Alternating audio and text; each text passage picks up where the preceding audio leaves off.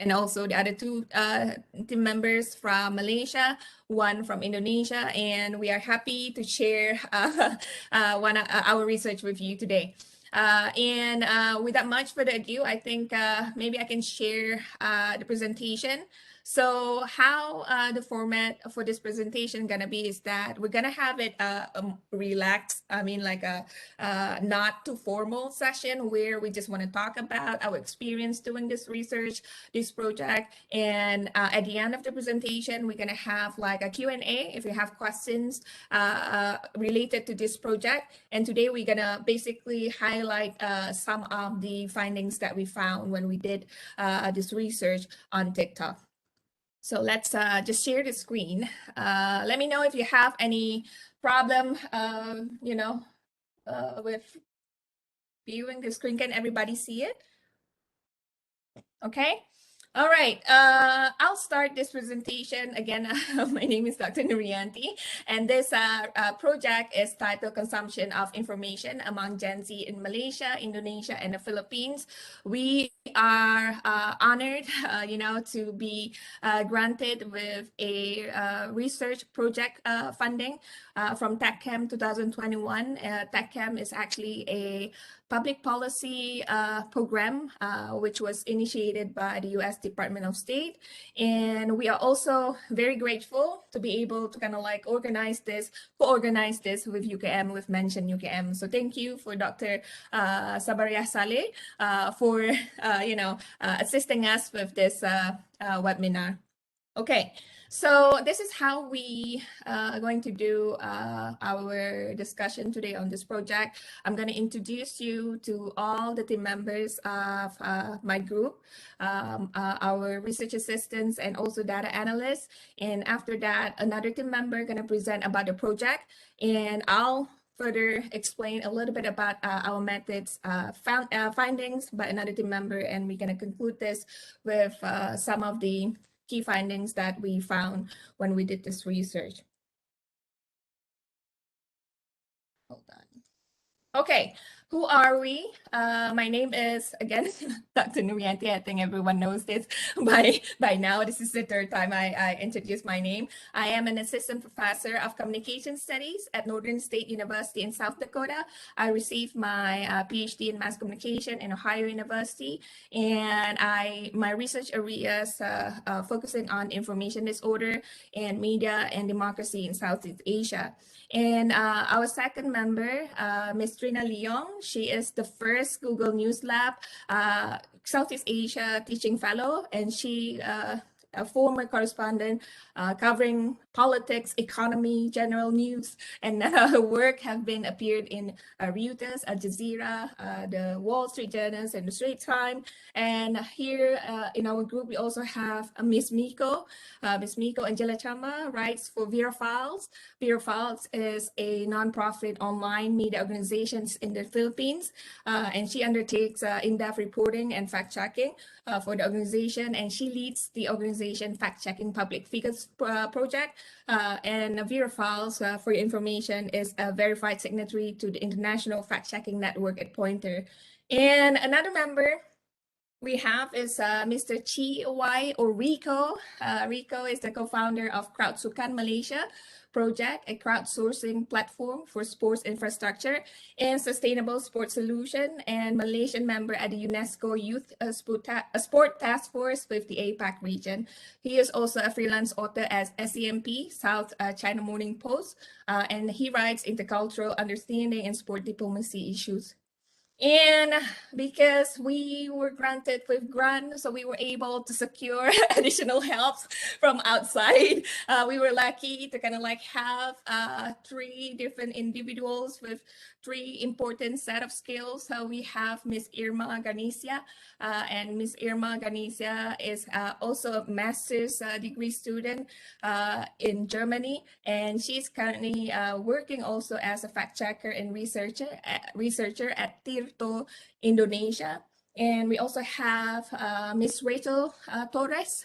She's here, and she's also a postgraduate student at the University of Philippines.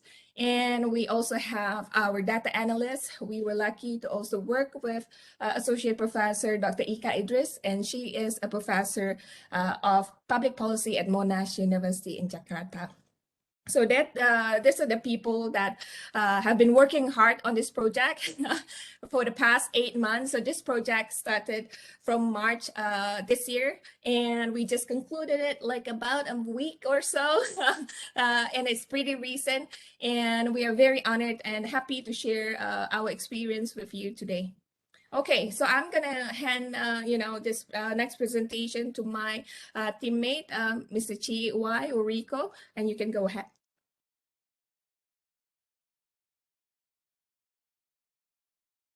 You're muted, Rico.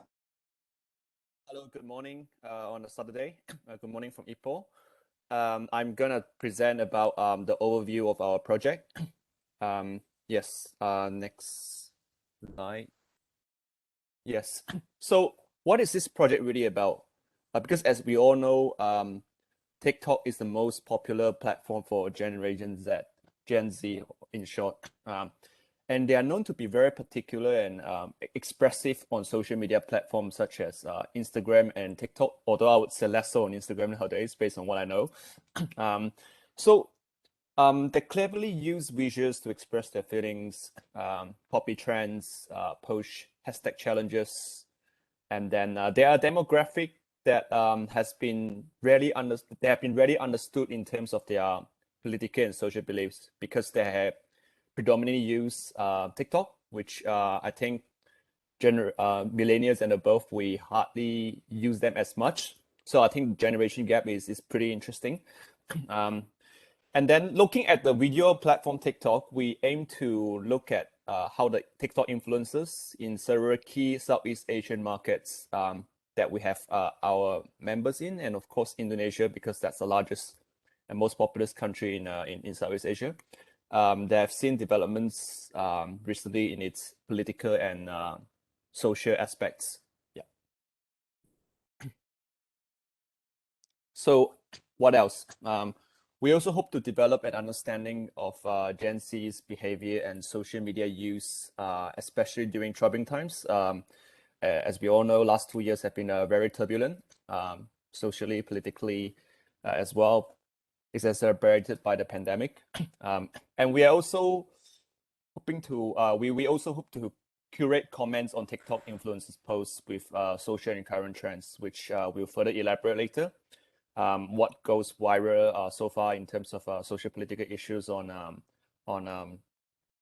TikTok space in these 3 countries that we're focusing on, and we also hope to provide an outlook of Gen Z, how they consume informations and online contents.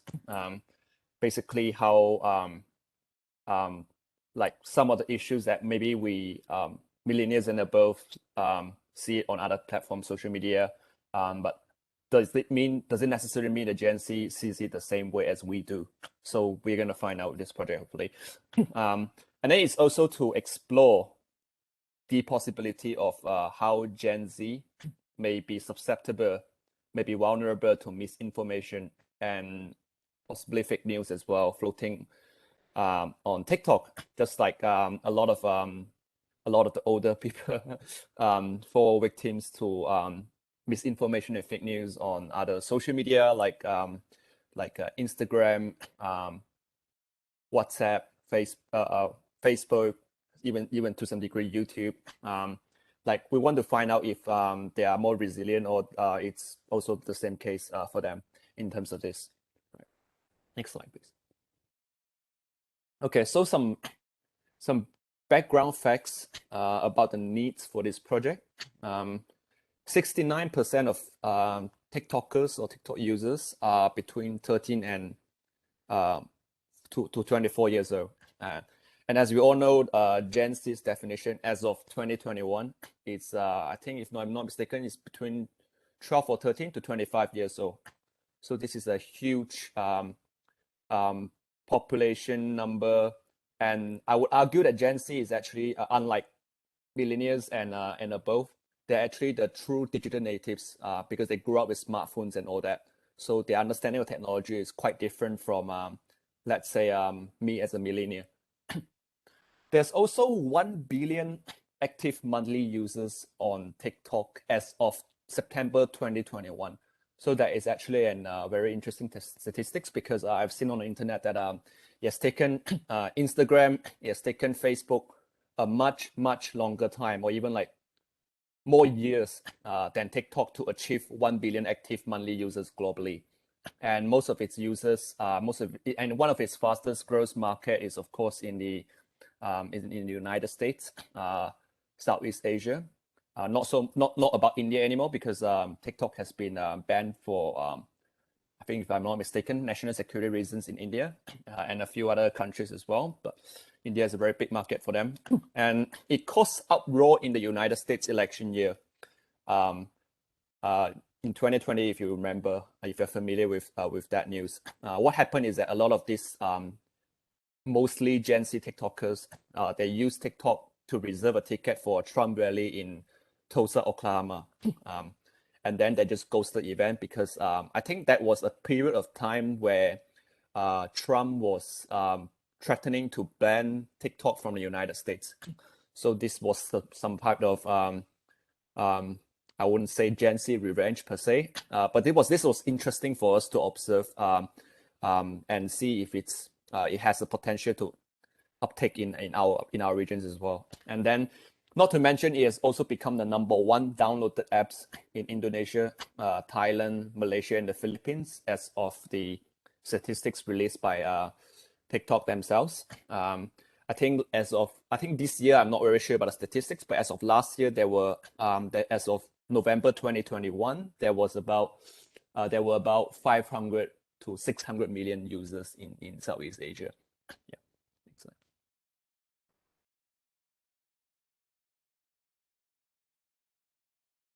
Okay, more needs times two.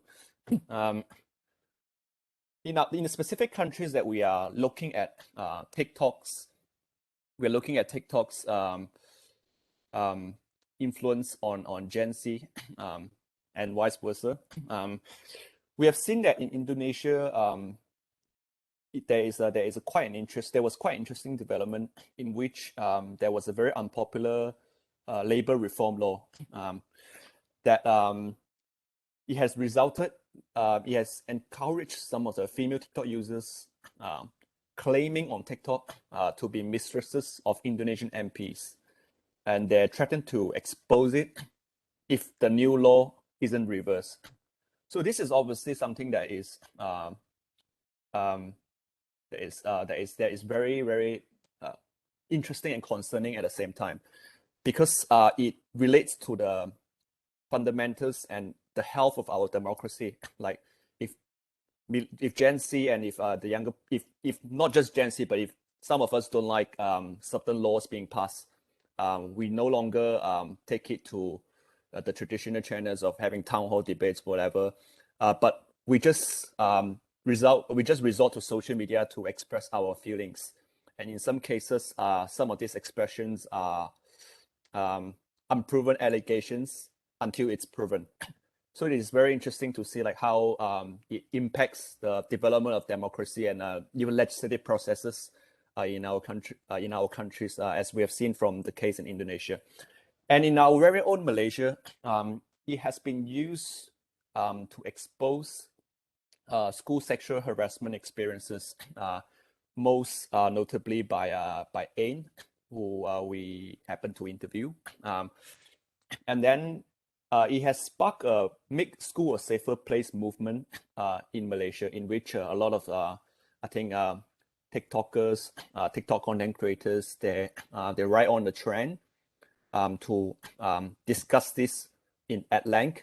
And then some of them even like share their very personal experiences of their less than ideal school experiences for their very own genders. Yes. And then in the Philippines, there is a controversial Anti-Terrorism Act, in short, ATA 2020, by President Rodrigo Duterte, And then, of course, a lot of its TikTok users in the Philippines, they have expressed their dissatisfaction and protest towards this ATA, claiming that it's unconstitutional. I think, if I'm not mistaken, in majority of its provisions against the Philippines Constitution.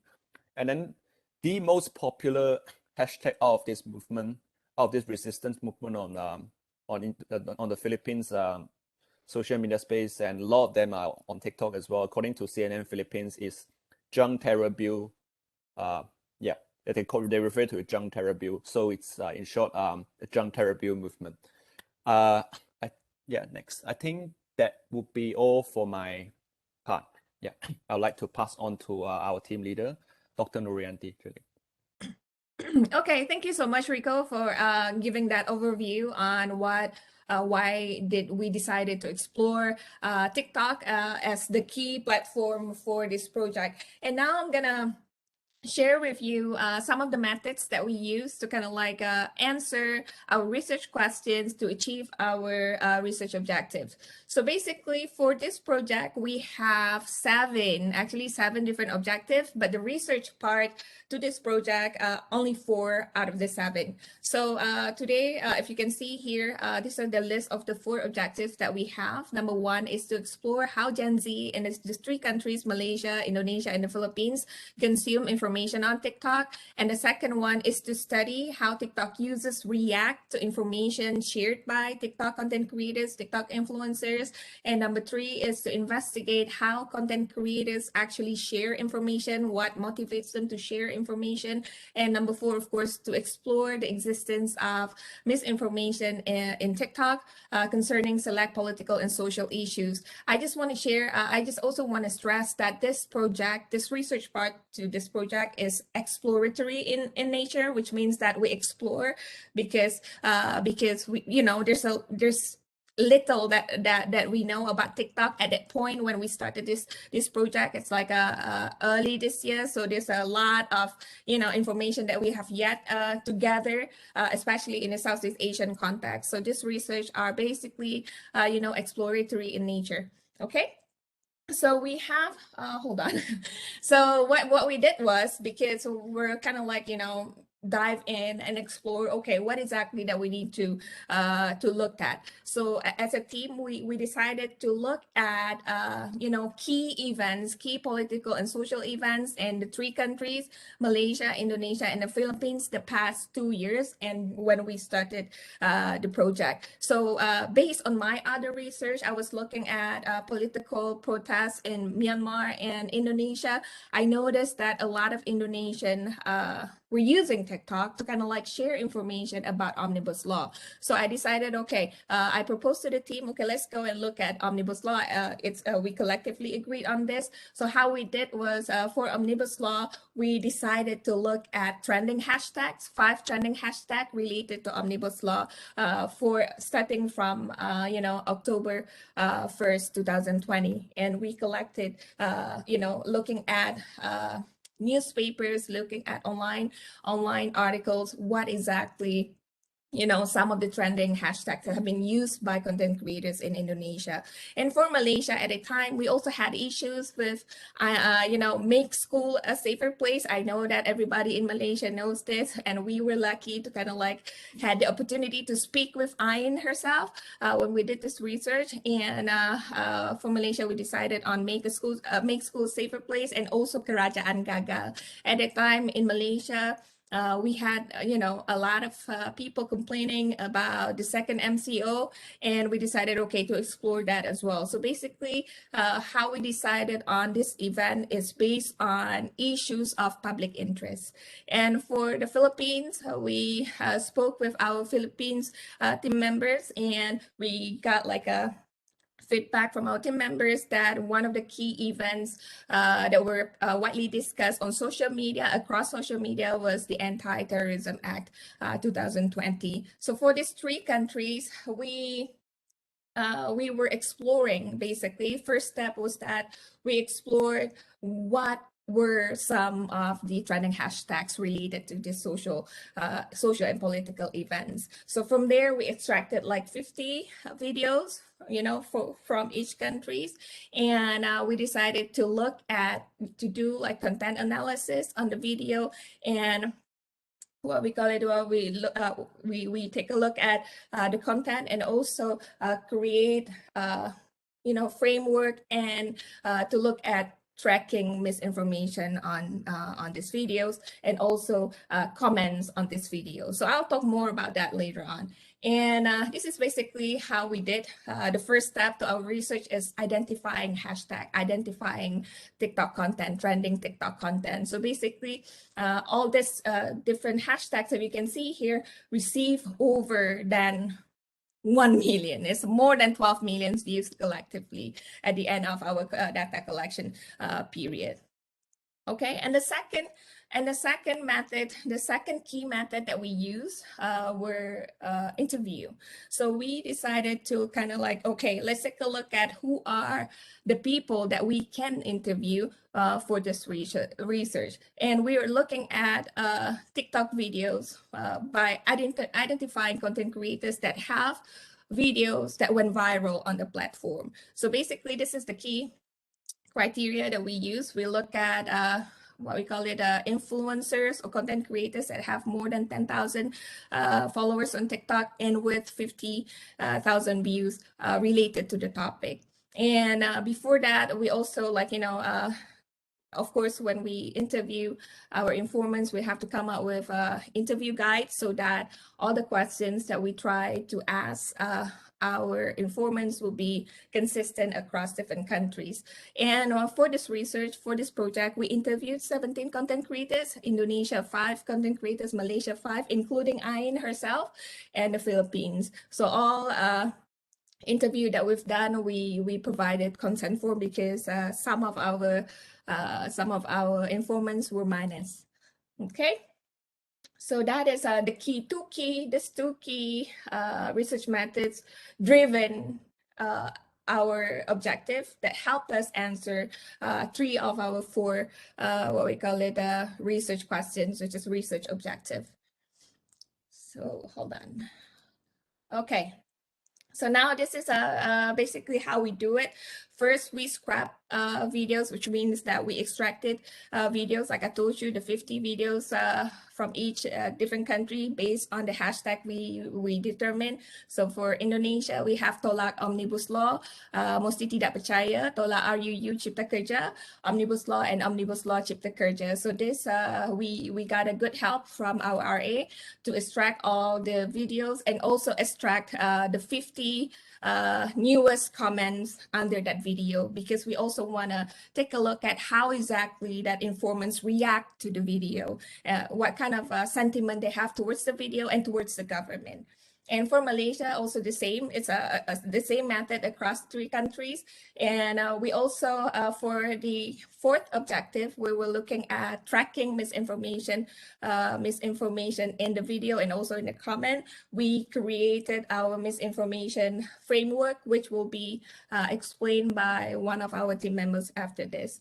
So for the video content analysis, as well as researching the sentiment towards the video and towards the government, we were using thematic analysis, content analysis, and also Voyan tool. Voyan tool is a web-based reading and analysis environment for digital text.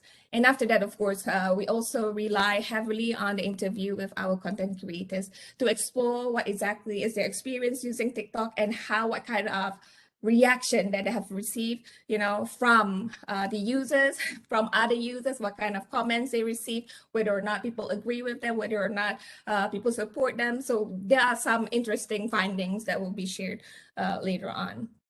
So now I'm gonna specifically put this aside for my teammate to explain to you, because this is also one of the most interesting part to this research, is when we try to what we call it, track political misinformation on TikTok. So I hand over to my friend Miko to explain a little bit more about this. Thank you, Nuryanti. I hope everyone can hear me well. So let's go to the next slide. For this part, I will be discussing in more detail about how we went about tracking misinformation from the data that we've gathered, specifically for the videos and their corresponding comments. So since it was mentioned that the research was exploratory in nature, we weren't working with a data set of TikTok content that had already been predetermined as mis or disinformation, either by the platform itself, TikTok, or its third-party fact-checking partners, or even other researchers for that matter. So the first order of business that we had to do was to come up with a framework that would allow us to first determine which among the data that we collected had the potential to misinform.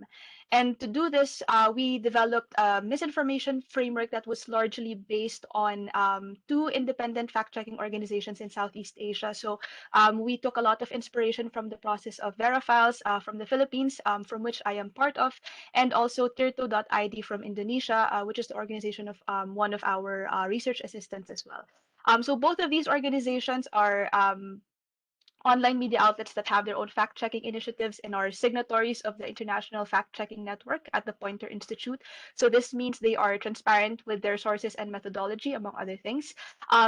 And to discuss very briefly about what the process of these two organizations go through when selecting claims to fact check, for Verifiles, it uses a three-point criteria to determine which statements are verifiable. So it asks whether a statement in question is a statement of fact, feasible to fact check, and relevant to public interest.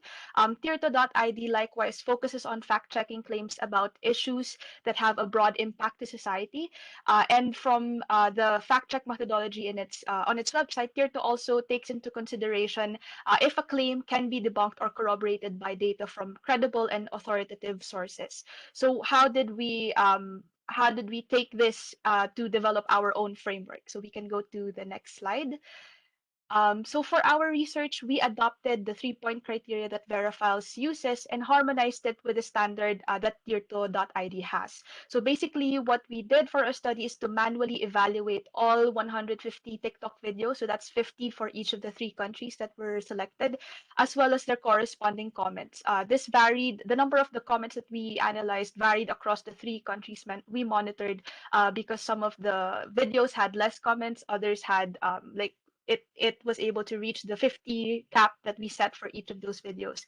And we determined if they met each of these following criteria. So the first one, as I've mentioned, is it has to be a statement of fact in order for it to possibly be fact checked and therefore determined to be misinformation. So what we mean by being a statement of fact is that the claim has to be something that we can prove to be either true or inaccurate by some degree. So it can either be a misleading, a false claim, or even a claim that's lacking in context.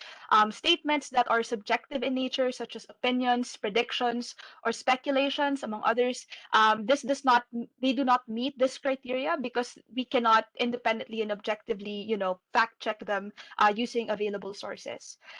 Second, the claim has to be relevant. So meaning the video or the comment itself has to be relevant to public interest, or in this case to the issues that we selected for each of the countries. So for Indonesia, that's the omnibus law on job creation. For the Philippines, that's the anti-terrorism law, and for Malaysia, that's the Make School a Safer Place campaign. And lastly, it has to be feasible. So the claim or the comments in that video should be able to be debunked or corroborated with readily available and credible records, or there are experts that we can interview on the topic to corroborate, debunk, or give it context. So what we did was we ran through or we sifted through all of the data that we had, the videos and the comments, and analyzed them based on these 3 points. And then after that, we can go to the next slide. Once the data has been analyzed based on this criteria, we classified each post and comment as either containing misinformation, not containing misinformation, or possibly containing misinformation. So for the first classification, this covers posts and comments that passed the 3-point criteria, meaning they were a statement of fact, they were relevant and feasible to be fact checked, but were verified as inaccurate by team members using publicly available information from credible sources. For example, among the everything or the data that we collected, there was only one video that we were able to classify as containing misinformation. So how we went about this was, since the video was talking about contents of the anti-terror law from the Philippines, we checked the provisions in the actual law itself to see if the claims in the video were accurate. For the second classification, the not containing misinformation, this covers posts and comments that did not pass the 3-point criteria, meaning either they were not statements of fact, they were not relevant, or not feasible, and therefore could not be verified, and so we could not determine them to be misinformation. Um, this is because they either did not make any claim that was verifiable in the first place. For example, if they are merely subjective opinions or speculations, or even a lot of calls to action. So we've seen that a lot, especially for, I think, especially for the anti-terror law data, as well as in the omnibus job creations law. And then lastly, for oh, sorry. So we also tagged as not containing misinformation videos that passed the criteria, meaning they were verifiable or fact checkable, but we later verified them to be accurate based on credible sources. And for the third classification, this covers videos and comments that pass the criteria but have yet to be fact checked.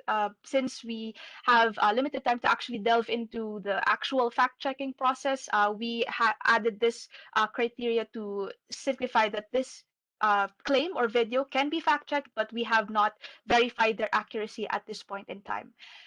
So we followed a 2-layer process in analyzing the data for misinformation, and videos that were later unavailable either because they were set to private mode or were removed by the uploader. We just tagged them as uncertain because we could no longer, double check them against the criteria that we had. And then for the last slide on this portion, here is kind of like a compressed version of the template that we used to evaluate the data that we collected. This one is specifically for the comments part.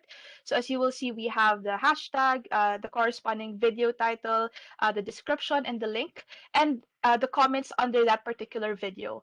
And the most important part here are the last two columns that you will see on the rightmost side. So the misinformation column, where we classify if it's yes for containing misinformation, no for not, and possibly for possibly containing misinformation. And then we provide a brief explanation to justify why we selected that certain classification. So for example, this is not disinformation because there are no verifiable claims in that comment or in that video for that matter. And to discuss our findings deeper, I'll turn over the virtual floor to another team member, Trina. So thank you very much. Thank you, Miko, for that elaborated explanation on our misinformation framework. And now I'm going to hand over to Trina to talk a little bit about the findings. Yeah, thank you so much, Dr. Nuranti. So basically, we, as Nuranti mentioned earlier, that we did several different approaches with our methods. So we did look at sentiment analysis. We also did interviews with the content creators. So from there, what we found is that first off, by just talking to the content creators, we realized there were a few things that really stood out for us. So the first was generally how the Gen Z operate when they play around with TikTok is that they understood and they realized that sometimes the topics, the social issues that they're talking about can be deemed as rather sensitive, and it would be automatically blocked by the platform itself. And so what they would do is they would find ways to go about it by actually, when they post up the content, the video, the caption itself would be interspersed with emojis or symbols, so that they know that those words would sort of bypass the platform and it wouldn't be automatically detected and blocked, or even like, basically push down the page so that it would get lesser views. Another thing that we realized that besides talking to the content creators is that by looking at the comments, we also noticed that a lot of the people who are using TikTok in the comment section, they would, if they're supporting the issue, they would try to boost the video up by posting a lot of comments on it. And not only a lot of comments, but the comments, this is something that the Gen Z believe, that the comments has to be long. It cannot be short, it has to be long. And it also should be included a lot of emojis. And again, they also try to boost the video up by bypassing censorship by certain words that which they deem as would be blocked. So, for example, in the Philippines, they were trying to promote the junk terror bill videos, and what they would do is that they would put the word algorithm in the comments, but not exactly spell it as such. They would, in the middle of the word algorithm, they'll split the word up as al with emojis, go, and then more emojis, and then rhythm, more emojis. And so we saw that as quite a pattern. And in Indonesia and Malaysia, there was this tendency that, if we can't spell out the full word, we'll use acronyms for it, or we use the shortened version of the words. And so the other thing that we noticed when we talked to content creators is that they mentioned that one of the challenges, the biggest challenge that they actually face is facing hate speech from other people who are commenting on their videos. But what we realized that, because when we try to track hate speech, we realized that this was not as prominent as what was mentioned. And this was largely due to, from our conversation with them, that they said that, they have the option to delete negative comments on their TikTok videos. So this also affected, our process of trying to analyze the number of hate speech that occurred on the platform. But the other comment that was given to us by many of these TikTokers was that they mentioned that even the hate speech, it doesn't only confine itself onto TikTok. A lot of times it's actually spilled over onto other platforms. So they would have people actually finding their Facebook or Twitter account or even IG account, and they would comment hate speech comments, harass them, either through private message on these social media platforms, or by commenting on their posts on these other social media platforms. So that's also one thing. Another thing that we noticed is that there are a lot of reactionary videos that were produced by TikTokers that would screenshot all this hate speech and harassment comments from other platforms like Facebook, and they would put it as a reactionary video on TikTok. So it was quite interesting that these were the things that we saw coming from the content creators. Next slide. So then we also tried to gather sentiment analysis from the comments. So we had, I think, at least 1,000 comments for each countries. So then we just try to look at, if there were, first off, we were trying to look at if they have any negative sentiment towards the authorities, because all three issues were largely quite critical of the authorities of the day in their own individual countries. So, and the other thing that we wanted to look at was if there was also negative sentiment towards the content creators. So these were the two things that we tried to look at. And we realized that, a lot of the comments were actually rather neutral. And in fact, when it came to like Indonesia, a lot of the people commenting were rather light-hearted in their comments. And so, like, I think even Bobby Norianti had mentioned it earlier that, some of the in Indonesia, some of those who were participating in the protest, they took it as an opportunity to actually gain more followers instead of being really serious about the issue. So you could see things like, what you should do, when you go out to cover a protest in a very humorous and comedic manner. And then there are also people who post in Indonesia about how about who are the protesters who are good looking, and they would screenshot, pretty boys who were at the protest. So it was not really quite that serious. But then we also saw, like, that a lot of the content consumers on TikTok, they were mostly supportive towards the messaging that was provided by the content creators. Of course, then the downside to that is that a lot of them commented that most of the negative remarks were made by either millennials or Gen Y. And as a proof, they would actually screenshot these comments and post it up as TikTok videos. So it was quite interesting to see how the Gen Z are calling out the older generation for spreading hate speech. And also at times they even call them out for spreading misinformation on other platforms, especially on platforms like Facebook. And so the challenge that we had when we gathered all this sentiment analysis, that, when we tried to visualize it, and we'll post up the link to our website so you can see the visualization. So the challenge that we had was that, when we tried to visualize this one, is that we realized that a lot of these comments could have been deleted by the content creators.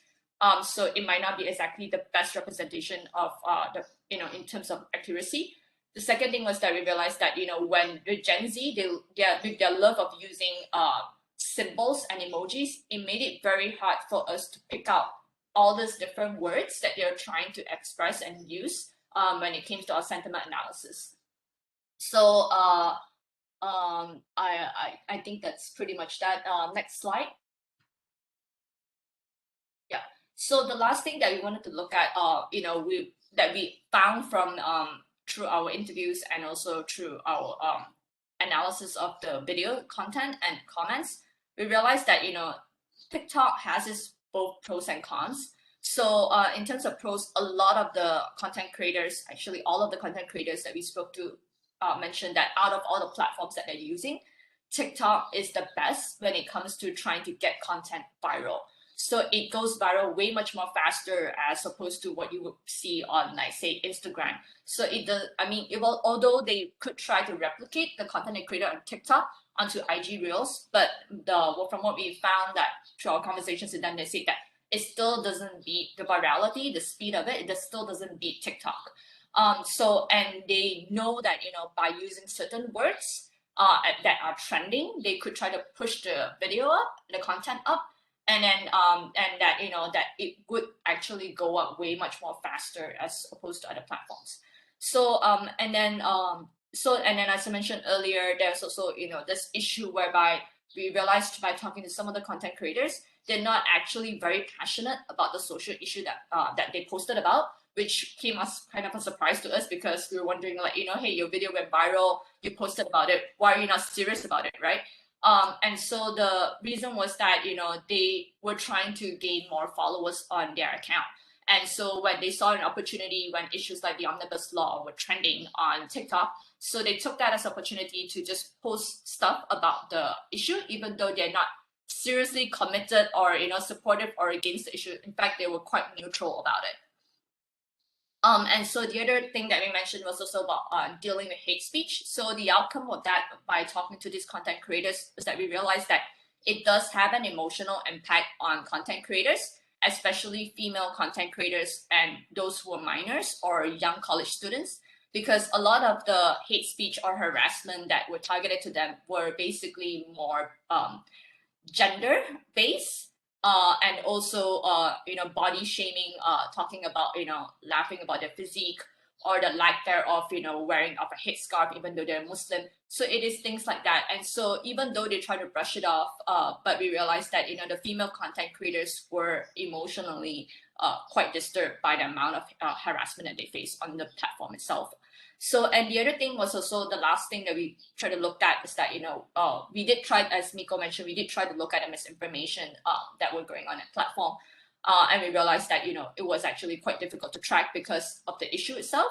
So the issues that we look at in all 3 different countries were largely more emotionally driven, right? Because these are social issues, as opposed to, which is very different from, issues which are health related, where it could be quite clear cut, it is either true or false when it came to say, for example, a COVID cause, cure, or even pandemic regulations. So because these issues are more emotionally driven, so we get to see that a lot of the posts and even the comments were more opinion based. Surprising thing that we actually also noticed in terms of trying to track misinformation is that when we look at all these videos, we realize that the Gen Z themselves are actually the ones who are calling out the older generation for spreading misinformation on the internet. So this was quite interesting as well. And with that, I would end my presentation at this point, and I'll pass back to Nurianti to present the conclusion to this report. Thank you. Thank you so much, Trina, for presenting our findings to the audience. And now I'm just going to wrap a little bit, just recap some of the findings based on, past presentations from our team members. So now, as you see, that TikTok has becoming like the #1 app across different countries in Southeast Asia. The reasons why it has become one of the most important TikTok, what we call social media platform, is due to COVID locked down across the world, and people were skeptical about the platform at first, and then after that, it become like a snowball download due to the viral content that cross-platform to other social media. So people realize, okay, people are doing fun stuff on TikTok, so therefore other people started to download the app as well. So as mentioned by Trina, as what we found from the research, TikTok algorithm provides greater reach and has like a higher chance for content creators to get the content viral. So therefore, that people prefer TikTok, especially for aspiring influencers, because unlike other social media, TikTok do not focus on the number of followers that you have, but more focus on what kind of content that you create, which means that if one of your content hit on the FYP, then you can start gaining more followers. So that's why you can see that it reflects through our finding, where some of the content creators write on the trending hashtags to kind of like create content, but they are not so passionate about the events. And of course, TikTok offers like ease of use. They have like different features like stitching and also duet that are different from other platforms, that also enable and help with other people to gain what we call it greater opportunity to have the content viral. And another interesting finding that perhaps we also want to highlight on the significance of TikTok in our society today. So for example, in Malaysia, when we spoke to one of our content creators, one of our informants, Ainul Mardia, if you go on TikTok and search for Ainul Mardia, she is a content creator that focus on what we call educating audience about civil rights. So she shared that in Malaysia, there have been a lot of TikTok guru WhatsApp groups, which means that they give like advice and, training, mentor, mentee kind of thing to help aspiring content creators to create content. So they have incentive, monetary incentive. Okay, this month, if you get this much views, then you can get this, this kind of bonus, like $50. Basically, it's more of like a group kind of thing. So that's interesting. One of the interesting findings that we found in Malaysia, we have TikTok guru WhatsApp groups, so which means that people take it very seriously. And here also like a little bit of recap, TikTok versus other social media platform, based on our conversation with content creators. They still use other social media platform, but for different reasons. Like say, for example, for TikTok, they know that the audience will be mainly Gen Z and also young millennials. Then the content should be more what we call it appeal to this group. But for Facebook, it's for older generation. So they have like a different purpose for using. For Instagram, I want to use it for just visual. So we can see that some content creators, they prefer TikTok, but they're still using what we call it other social media platforms. And of course, one of the interesting things that we've seen based on our conversation with content creators is that content on TikTok does not say just on TikTok. So it goes cross-platform. So if you go on your other social media, I believe everyone on other social media have seen what we call it TikTok content on their timeline on Facebook and also Instagram. People have been, if you go on TikTok, you will see that content creators will be creating videos saying that, okay, you're watching recycled TikTok content on Instagram Reels or on Facebook Reels, right? So they were saying that, okay, TikTok content is actually, cross platform. Also being shared in other social media platform. That also includes hate speech. So which means that whatever that you see on TikTok, people feel that they're not, they're not happy with your content will be downloaded and also cross-posted on other social media platform, which was experienced by a lot of our content creators that we interviewed, including Ayn, the one that initiated Make School a Safer Place. So she shared with us that, her content have been shared across different platforms, Twitter, Facebook, and she received different kind of DMs from people they want to attack attack her. That also the same pattern we also found when we spoke to content creators in Indonesia. So this is not exclusive to Malaysia. This is also happened to the Philippines, to Filipino content creators and also Indonesian content creators. So you can see here TikTok has you know, a very TikTok as a platform for information sharing today is everybody can see it. It's one of the key platform for information sharing and information flow. That's not just stay on the platform, but goes everywhere. And that is all, I guess, for our presentation today. And we're gonna open the floor for Q&A. If you have any questions about our project, I will try our best to answer these questions that you have. And from this project, we will also come up with a few articles and also academic articles. Hopefully that we can share that with you later on. Okay, thank you so much again for to mention, especially UKM for co-hosting this with us, and especially to Dr. Sap and to all my team members. Thank you so much for your hard work. Thank you so much, Dr. Narianti. I found it to be very, very interesting. And I could see that a lot of the audience also found it interesting, and some even mentioned that, it could be, something that can be like a guide for his or her studies. There is one question, Dr. Narianti, about is this a sentiment analysis research? Could you probably elaborate on that? I know Trina has sort of said that part of it is a sentiment analysis, but maybe like an elaboration on it. Okay. Yes, it is. It is not solely. Thank you so much, Sab, for reading the question for me. And for that question, this project do not necessarily like focus on sentiment analysis, but sentiment analysis is one of our objectives. So because we were actually like to try to look at when we decided on this project, it was exploratory in nature at first, and we found out that there's different sentiment that on the platform. So we decided, okay, let's go there. So but sentiment analysis is not our main theme, I would say, but it is one of our objectives. I just wanted to add that there is a challenge because we cannot solely rely on sentiment analysis alone. As I mentioned, that a lot of times these comments, and also eventually we realized some of the videos we were looking at, they were eventually deleted by the content creator. So I think that's why we had to do a multi-pronged approach, simply because of the fact that you could delete comments that are not favorable, that you think are not favorable to your post. And you could also opt, out of fear or perhaps, regret, that you could also opt to either hide or delete your video later on. Yeah.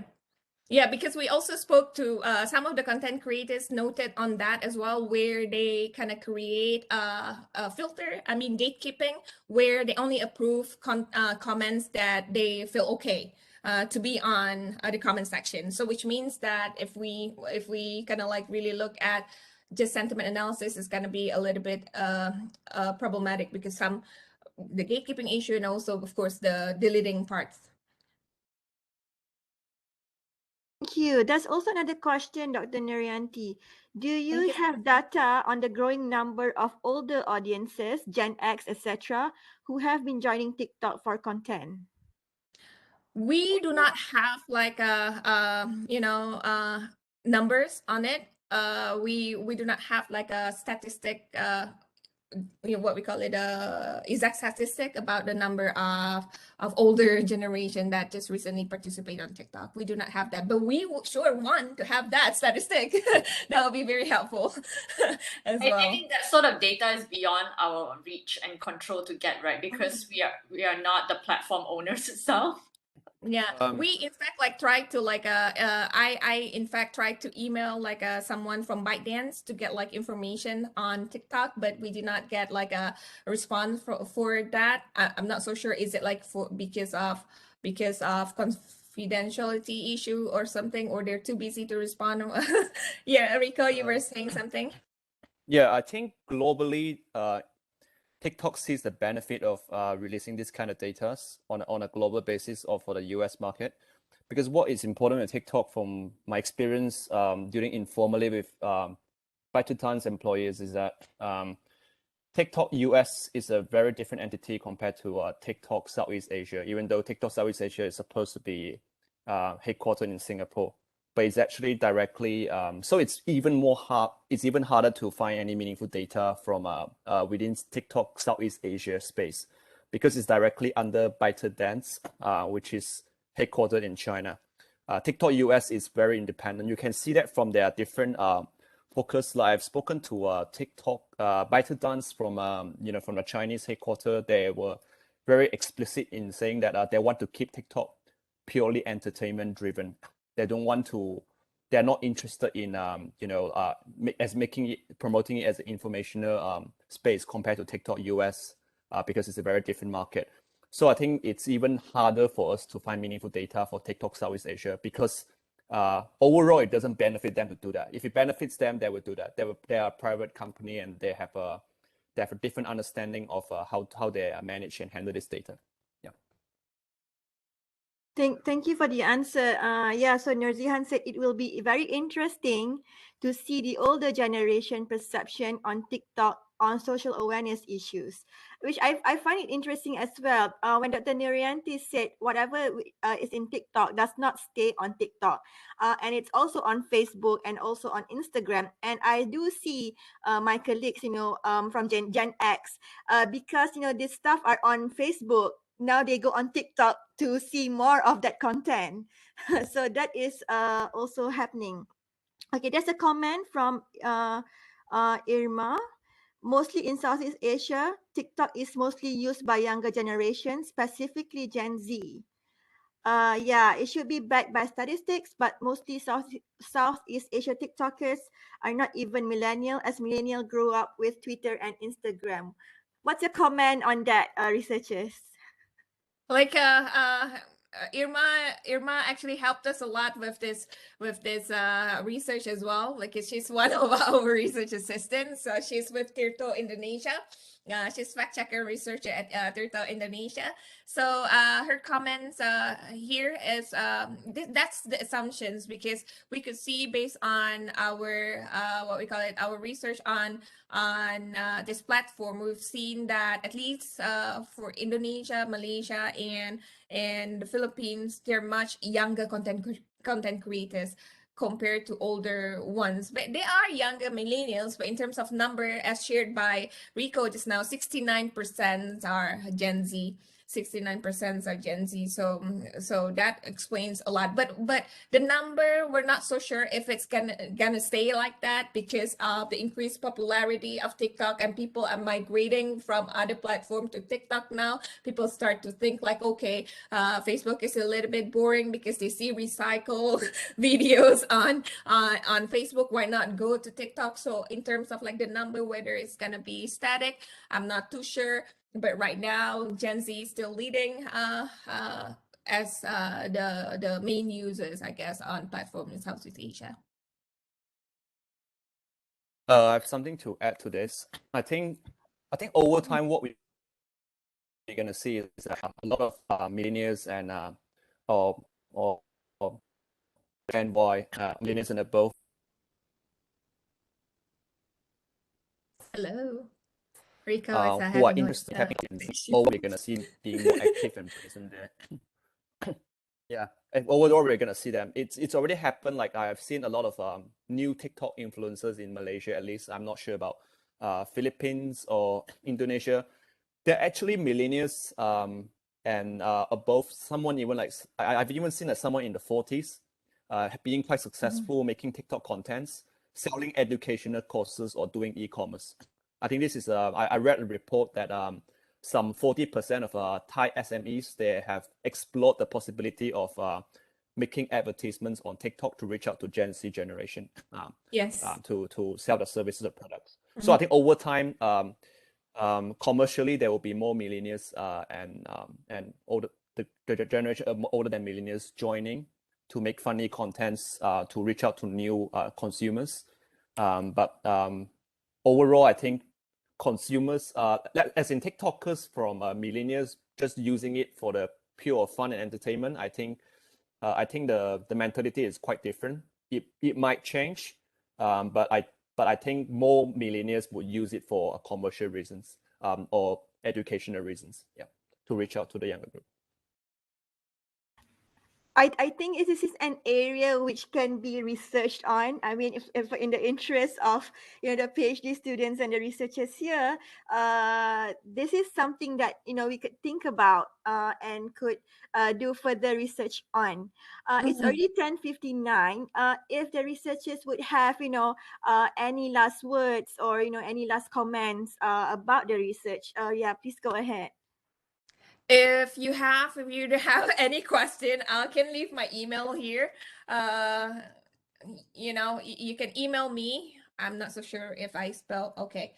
You can email me and I will share your questions to the rest of my team members, so they have their own expertise in this project. So we will try to answer your questions beyond this presentation. And we thank you so much for your time. It's a Saturday morning where you're supposed to be doing something else, but you're listening to us sharing our research. So we appreciate your time. And yeah, so if you have any questions, just reach out to me through my email. And if any of the team members want to share your email, you can do that as well. Yeah, and I also see in the chat section, there's also a URL where you can access the full report on the website. And yeah, if you have any questions, please reach out to any one of the researchers, Dr. Nurianti, Trina, Rico, and all the names that I might have missed out now. I'm sorry. Okay, all right. So I think that's it for today. Thank you so much for sharing. Your research is really, really, really interesting. And a lot of people mentioned how they are inspired and to do further research and all that. Thank you so much, Dr. Nurianti and team. And I hope all of you have a good weekend.